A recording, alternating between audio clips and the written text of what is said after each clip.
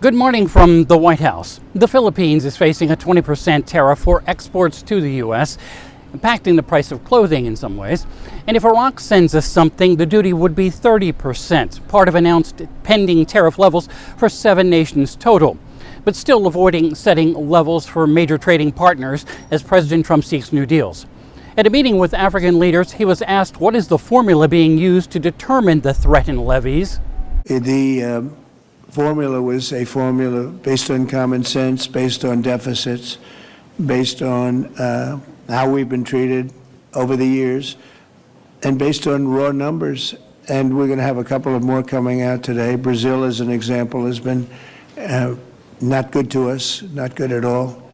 A short time later, the White House announced Brazil will face a 50% tariff on August 1st, the new deadline Trump has set for all the reciprocal levies around the world.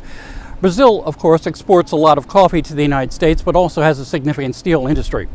And why does Donald Trump think Brazil has not been good at all?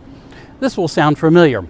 Brazil's current administration has charged and is now prosecuting its former president, Jair Bolsonaro, with amounts to sedition and insurrection because Bolsonaro refused to initially admit that he had lost his re-election bid, and after he fled, hundreds of his supporters attacked the legislative building trying to get him back into power on January 8th, 2023.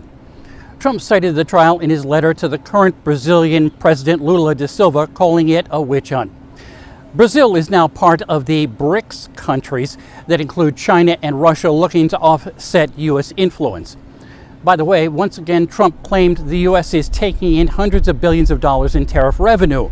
However, his own administration reports so far it's just $96 billion for the year. And this is important, worth noting. Up on Capitol Hill, former President Biden's personal and White House physician would not tell the House Oversight Committee if he had been told to lie publicly about Biden's health and mental fitness, as part of the committee's attempt to show Biden was so out of touch someone else was running the country, including using the auto pen to sign legislation and executive orders, and perhaps seeking to have some of that legislation overturned. With ear on the White House, I'm Bob Costantini.